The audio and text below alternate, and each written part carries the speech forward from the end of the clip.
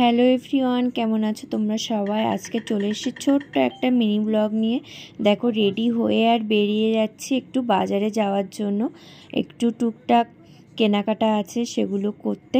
আর দেখলে একটা ব্লাউজ বানাতে দেওয়া ছিল, সেই ব্লাউজটা আগে প্রথমেই নিয়ে নিয়েছি, তারপরে যাচ্ছি বাজারে। আর প্রথমেই চলে এসেছি কিন্তু সবজির দোকানে, কারণ সবজি শেষ হয়ে গেছে। তো এখান থেকে একটু সবজি নিচ্ছি। আমরা সব সময় প্রায় এই দাদাটার দোকান থেকেই সবজি কিনি, কারণ দাদারা নিজেদের মানে মাঠ থেকে সবজিটা বেশি করে নিয়ে আসে, সেই জন্য। তারপরেই চলে গেছিলাম ফুচকা খেতে। আর আজকে না আমরা গেছিলাম একটা অন্য ফুচকার দোকানে ফুচকা খেতে। এই দোকানে আমি কখনোই খাইনি, আমাকে একজন বলেছিল দিদি, সেই জন্য আমি আজ গেছিলাম এই ফুচকার দোকানে ফুচকা খেতে। তো ফুচকাটাও খুব ভালো ছিল।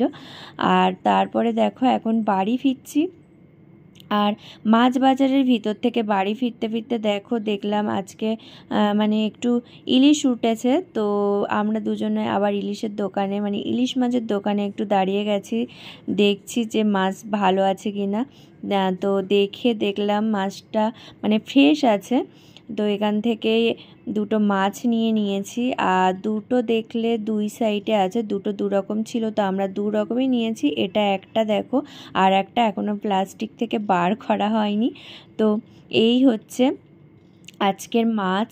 আর মাছটা আজকে তো রান্না করে মানে রাত্রেই ডিনার করে নিয়েছি। আর সেদিন ছিল যেহেতু বিশ্বকাপ খেলা, আর এটা হচ্ছে দেখো সাফওয়ানের বাবা জেতার পরে ওর নাচটা শুধু দেখো, নিচে একদম মনে হচ্ছে এরকম নাচ আমি জীবনে কখনো দেখিনি। নিচে একদম পুরো হাঁপিয়ে গেছে, এখন বসে পড়েছে। তো চলো আজকের মিনি ব্লগটা এই পর্যন্তই, দেখা হচ্ছে পরের একটা কোনো ভিডিওতে। টাটা, ততক্ষণ তোমরা ভালো থেকো, সুস্থ থেকো।